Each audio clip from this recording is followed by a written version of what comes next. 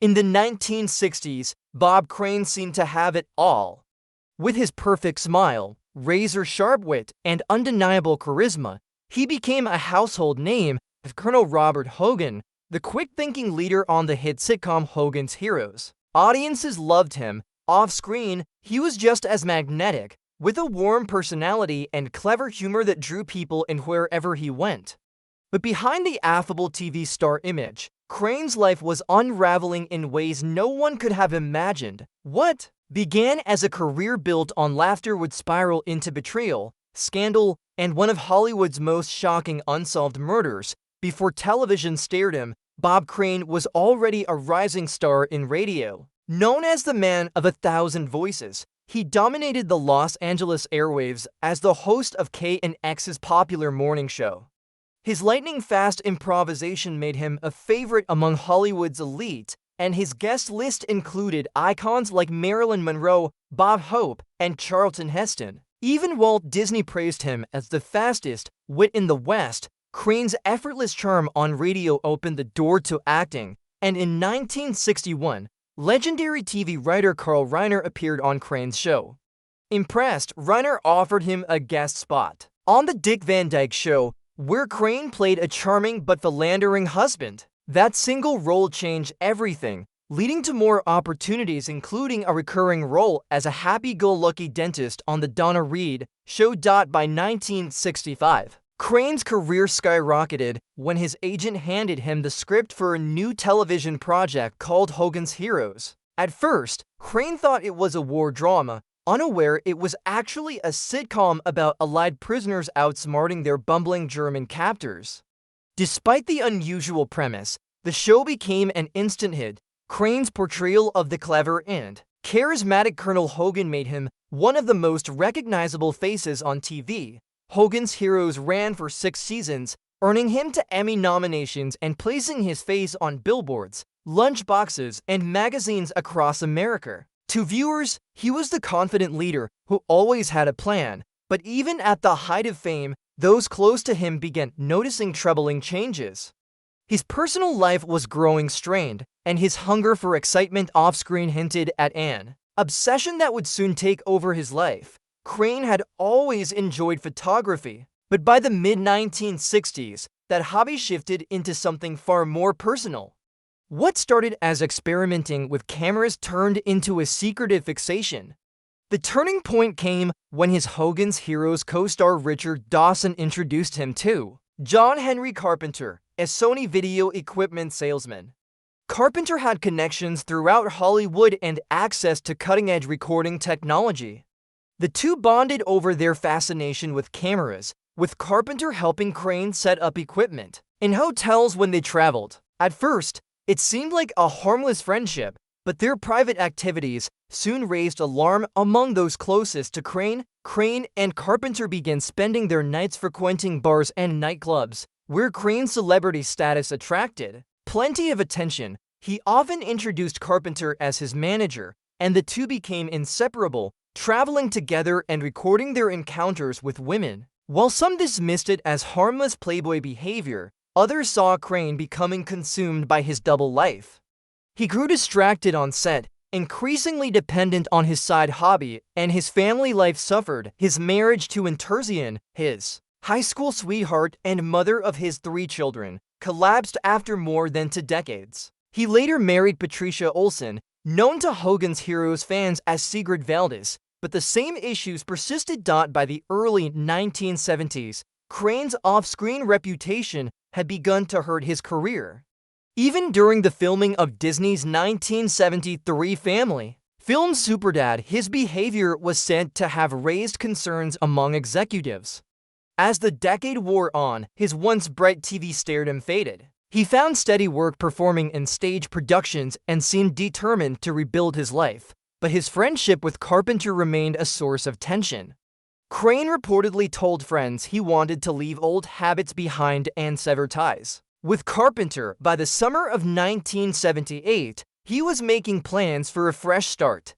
But time had already run out. In June 1978, Bob Crane was living in Scottsdale, Arizona, starring in the stage comedy Beginner's Luck at the Windmill Dinner Theater. Just 2 weeks shy of his 50th birthday, he spoke openly about divorcing Patricia Olson and cutting Carpenter out of his life. On the afternoon of June 29th, co-star Victoria and Barry stopped by Crane's apartment at Winfield Place after he missed a lunch meeting. Inside, she discovered a scene that would haunt Hollywood for decades. Crane was dead in his bed, brutally bludgeoned. Investigators believed the weapon might have been a camera tripod. An electrical cord was also found near him, though it wasn't the cause of death. What puzzled detectives was the lack of forced entry or theft. Whoever killed Crane was likely someone he trusted or someone who entered while he slept. All signs pointed toward John Carpenter. He had flown into Phoenix days earlier to spend time with Crane. The night before the murder, they had dinner and reportedly watched some of their private recordings. Carpenter claimed he returned to his motel afterward, but witnesses later questioned his timeline.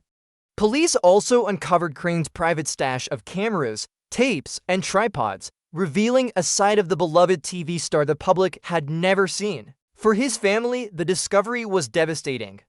For investigators, it became both a clue and a distraction. The sensational nature of the evidence fueled a media frenzy, overshadowing Crane's career and complicating the search for truth. The Scottsdale Police Department, unprepared for a case of this magnitude, made critical mistakes.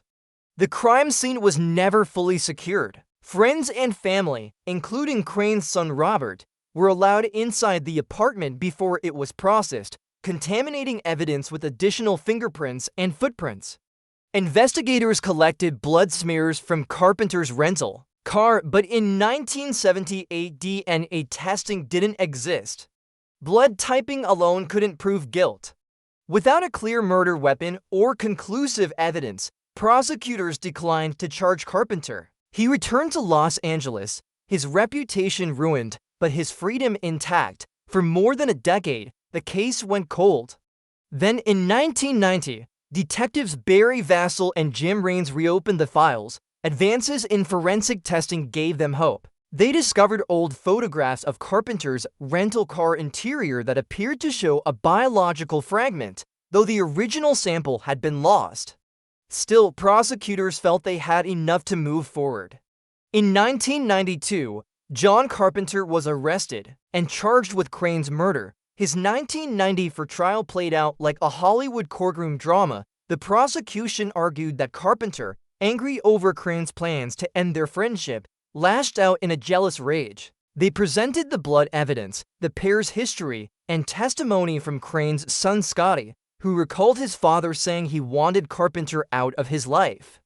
The defense countered with the same arguments that had plagued the case from the start: the missing biological sample, mishandled crime scene, and lack of a definitive murder weapon. They suggested other possible suspects, including people who may have held grudges against Crane. In the end, the jury wasn't convinced.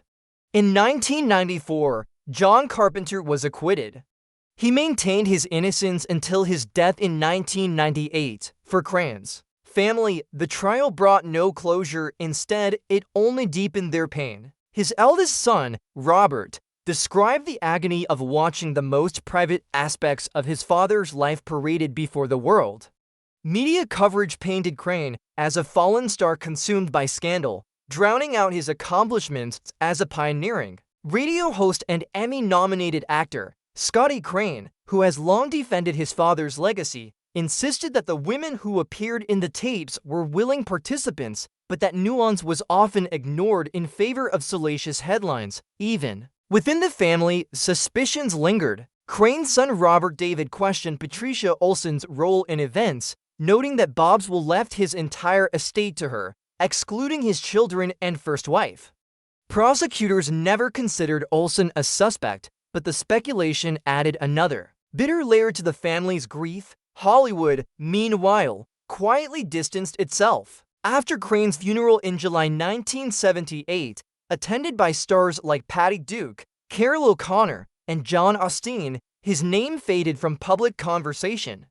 Reruns of Hogan's Heroes declined, and his legacy became inseparable from the circumstances. of his death. In the decades since, there have been efforts to find answers. In 2016, Phoenix reporter John Hook convinced authorities to retest the remaining blood samples using modern DNA technology. The results were inconclusive. Two male DNA profiles were found, one unidentified and the other too degraded to analyze. The testing consumed the remaining evidence, effectively closing the door on future analysis. Once again, the case slipped back into limbo. For Crane's family, the lack of answers has been devastating. Robert Crane, who wrote the 2015 book Crane, Sex, Celebrity, and My Father's Unsolved Murder, has described living with the tragedy as life in a constant fog. Scotty Crane has fought to restore his father's reputation, even creating a website to share documents and footage that present a fuller picture of the man behind the scandal. But despite these efforts, Hollywood rarely mentions Bob Crane without referencing the controversy. His greatest achievement, Hogan's Heroes, is now permanently overshadowed by the unsolved mystery of his death. Bob Crane's story is one of Hollywood's darkest and most heartbreaking tragedies. He was a man who spent decades making others laugh, yet his own life ended in betrayal, violence, and an unanswered question. His case remains unsolved, and his memory unsettled. The true tragedy isn't just how he died, it's how he is remembered. Decades later, the world still wonders, what really happened that night in Scottsdale in 1978?